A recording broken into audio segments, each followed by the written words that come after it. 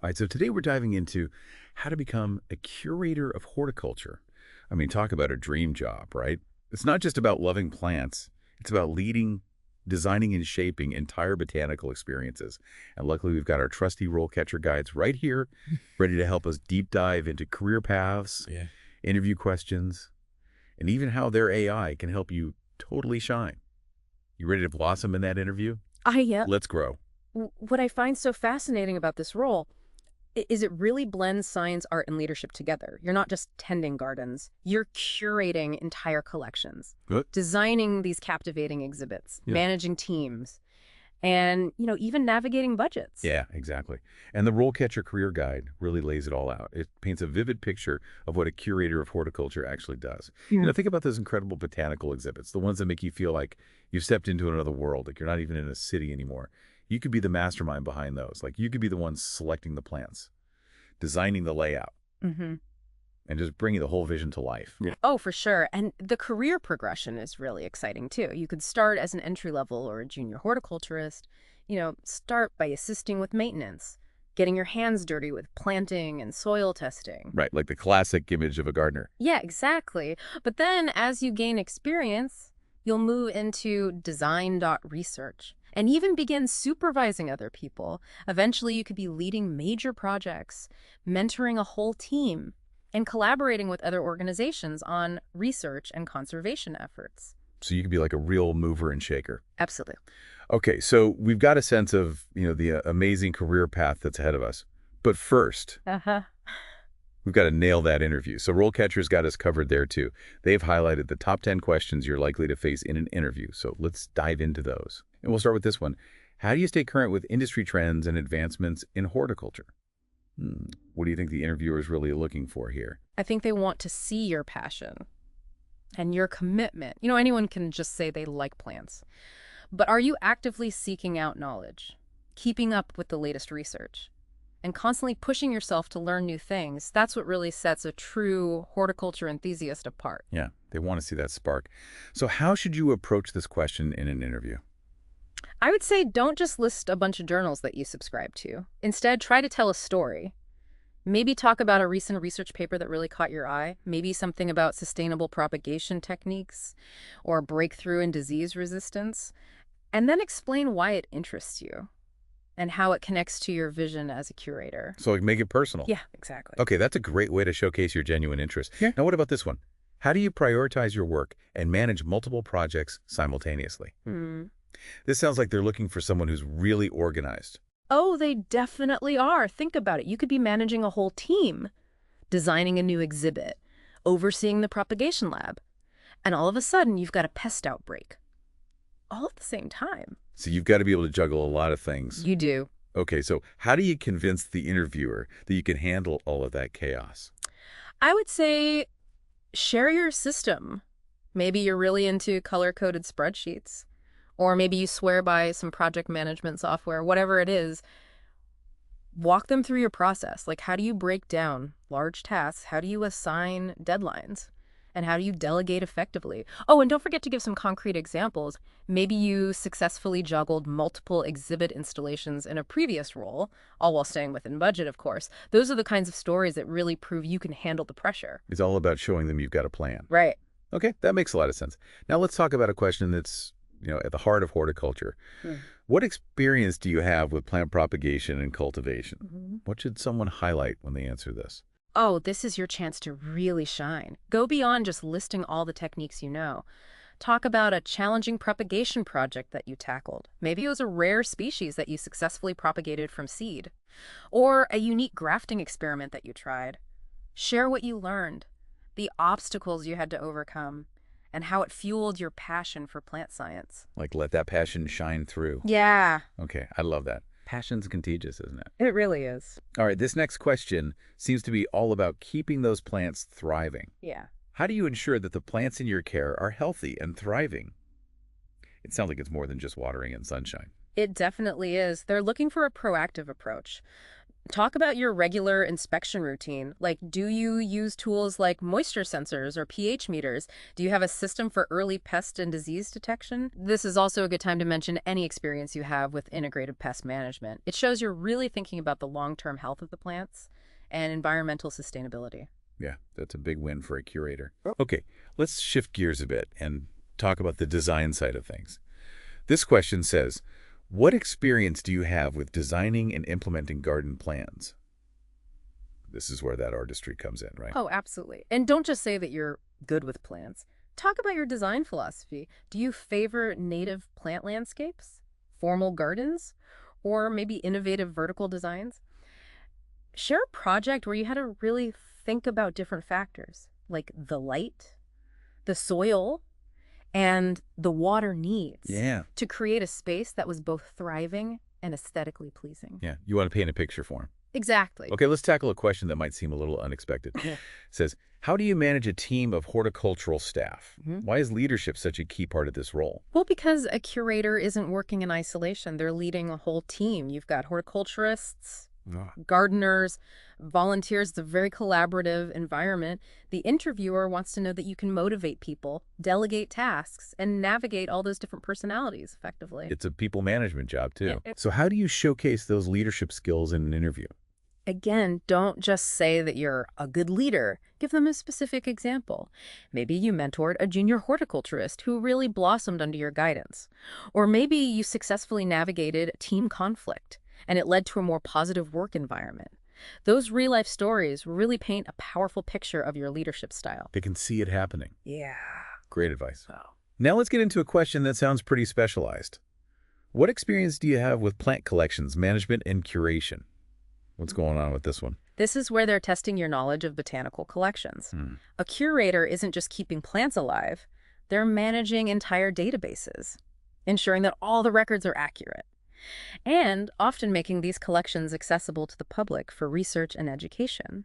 So it's a lot more than just, watering and pruning. Right. So even if you haven't worked in a botanical garden setting before, there are still ways to answer this effectively, right? Yeah. Oh, absolutely. Think about any experience you have with inventory management or data tracking. Maybe you even meticulously catalog your personal plant collection, whatever it is. Right. Highlight those transferable skills and express your eagerness to learn the specific procedures of a botanical garden setting. So you're showing them that you're ready to learn. Exactly. Okay, that's a great way to frame it. Yeah. Now, this next question might throw some people off. It says, what experience do you have with public speaking and education?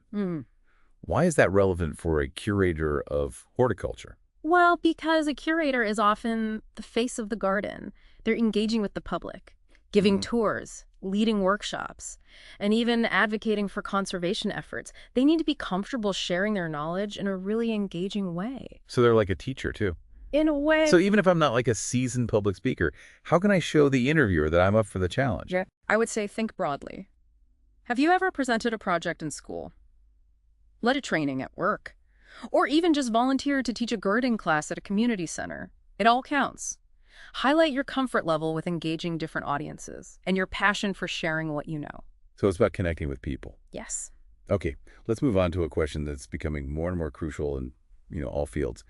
How do you prioritize plant conservation and sustainability in your work? What do you think they're looking for here? This one's all about showing your commitment to responsible practices.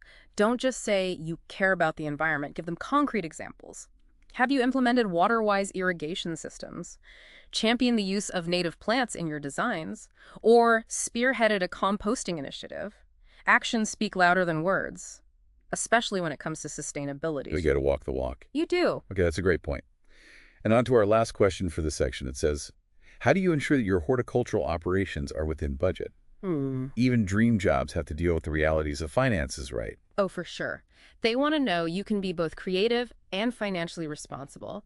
Highlight any experience you have with budgeting, whether it's managing a project budget at work or even just tracking expenses for your personal garden. Show them you're comfortable working with spreadsheets and making data-driven decisions. Yeah, nobody wants a runaway plant budget. Definitely not. Okay, this has been incredibly helpful. We've covered so much ground, but there's still more to explore. In part 2, we'll dive into even more interview questions, and we'll talk about how RoleCatcher's AI can take your preparation to the next level. So stay tuned. Ready for round 2? Oh, I'm ready. Let's tackle some more of these interview questions. Okay, sounds good. We left off talking about budgets, which actually leads perfectly into this next question. It says, what is your experience with procuring plants and horticultural supplies? What do you think they're getting at here? I think they want to see if you understand the business side of horticulture. It's not just about having a green thumb, right? It's about knowing how to source quality materials, negotiate good prices, and manage inventory in a way that makes sense. Yeah, like you got to be resourceful. Exactly. Even when you're dealing with something as beautiful as plants. Right. You can't just, go on a spending spree. No, you have to be cost conscious. So how do you answer this one in a way that impresses them? Well, think about a time when you had to find a specific plant variety or maybe a hard-to-find piece of equipment. How did you go about it? Did you research different suppliers, compare prices, or maybe you even utilized your network to find the best deal? So it's like you're showing them you could be a savvy shopper, Exactly. even in the world of horticulture. Yeah, and don't forget about sustainability. Maybe you have experience sourcing from local growers or choosing suppliers that are eco-friendly. Those are the kinds of details that will really impress a modern horticulture institution. Yeah, they want to see that you're thinking about the bigger picture. Yep. Okay, now for a question that might make some people sweat a little bit. Describe a time you had to deal with a challenging plant health issue. What steps did you take to diagnose and resolve the problem? Oh, that sounds tough. This is where they're really testing your problem-solving skills and your depth of knowledge. Every curator is going to face unexpected challenges. Pest outbreaks, diseases, environmental stresses. It's just part of the job. They want to know that you can stay calm, think critically, and take decisive action when you need to. So it's not just about loving plants, it's about being able to handle those tough situations. Exactly. Okay, so what's the best way to approach a question like this? I think storytelling is really powerful here. Choose a situation where you really had to put your detective hat on. Maybe you had a prize specimen that started showing signs of distress, and you had to rule out all these different possibilities before you could pinpoint the culprit. Walk them through your thought process. What observations did you make? What resources did you consult? And how did you ultimately arrive at the solution? So you're showing them you can think on your feet. Right. And that you're not afraid of a challenge. And don't be afraid to mention any mistakes that you made along the way, because learning from setbacks is just as important as celebrating successes. It shows that you're willing to grow and adapt as a horticulturist. It makes you human. Yeah. Okay, that's such a good point. All right, next up we have a question that seems to be all about communication.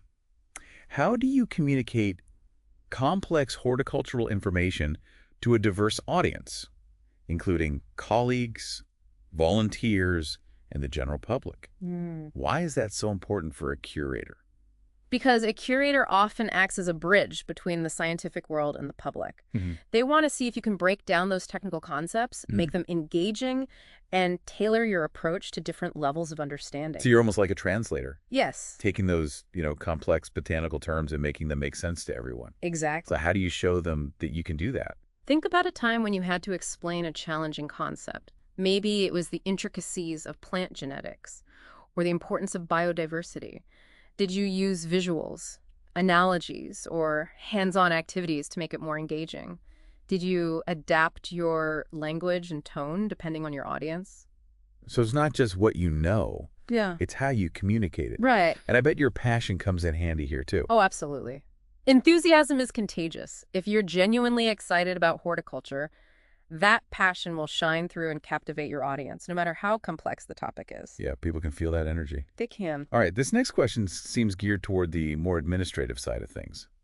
What is your experience with developing and implementing horticultural education programs? This sounds interesting. This is where they're exploring your creativity and your ability to engage with the community. A successful curator understands that a botanical garden is more than just a collection of plants. It's a living classroom, a place for learning and inspiration. Like a community hub. It is. So they're looking for someone who can think outside the greenhouse and create programs that connect with people of all ages and backgrounds. Exactly. How do you show them you've got what it takes? Well, maybe you've designed a hands-on workshop for kids, or led a tour that focused on ethnobotany, or maybe you even developed a lecture series on sustainable gardening practices. Share a program that you're particularly proud of and explain the impact it had on the participants.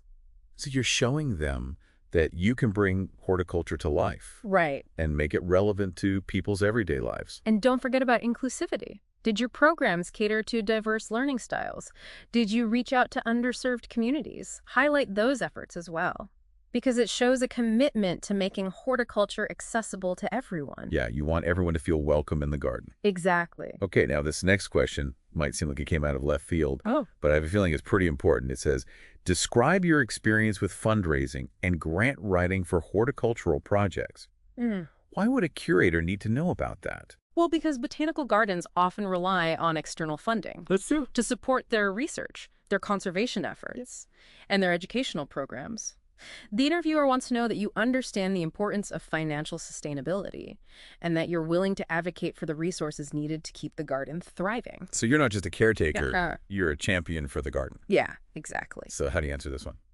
Have you ever written a grant proposal, organized a fundraising event, or even just pitched a project idea to potential donors? Share your experiences and highlight your ability to articulate the value of horticulture and inspire others to invest in its future. You got to be a good salesperson. In a way. Okay, we're on to our last question for this section, and it seems to tie everything together. How do you envision the role of a botanical garden in the 21st century? And how would you contribute to that vision? Wow, that's a big one. This is your chance to showcase your big picture thinking and your passion for the field. They want to see if you understand the challenges and opportunities facing botanical gardens today and how you would leverage your skills and knowledge to make a positive impact. So it's not just about maintaining the status quo. No, it's about shaping the future of horticulture. Okay, so how do you even begin to answer something like that? Think about the issues that really resonate with you. Is it climate change and the need for resilient landscapes? Is it food security and the role of urban agriculture? Or maybe it's promoting biodiversity and conserving endangered plant species. Whatever your passion is, connect it to the role of a botanical garden and explain how you would contribute to that vision. So you're showing them your dreams for the future of horticulture. Yeah. And how you would make those dreams a reality. Okay, that's a powerful way to end this section. We've tackled some really tough questions. And I think we've gained some really valuable insights into the role of a curator of horticulture. But we're not done yet. In part 3, we'll explore how RoleCatcher's AI can take your interview prep to a whole other level. So stay tuned. Okay, we're back for the final part of our deep dive into becoming a curator of horticulture. We've learned about the role itself, and we've tackled some pretty tough interview questions. But now I'm really excited to talk about this, how RoleCatcher's AI can give you that extra edge. You know, it's like that secret weapon every candidate wishes they had. Oh, for sure. AI is really transforming the job search process. And RoleCatcher's using it in some really innovative ways to help you stand out from the crowd. Okay, so let's break it down. You mentioned earlier that RoleCatcher's AI analyzes job descriptions. Yeah. But how does that actually work? Okay, so imagine you upload your resume to RoleCatcher. Their AI scans it and compares your skills to the specific requirements listed in the job description for a curator of horticulture. It's like having a hyper-focused recruiter, highlighting exactly where your resume shines and where it could be strengthened. So it's not just about finding keywords, it's about understanding the nuances of those requirements and how well your experience actually aligns with them. Exactly. It goes way beyond a simple keyword match. It's about identifying the underlying skills and experiences that make a successful curator of horticulture and showing you how to highlight those aspects of your background. Wow, that's seriously impressive. But it gets even better, right? Tell me about this AI interview coach feature. Okay, so let's say you're practicing your answer to that question about managing a challenging plant health issue. You type in your response, and RoleCatcher's AI analyzes it.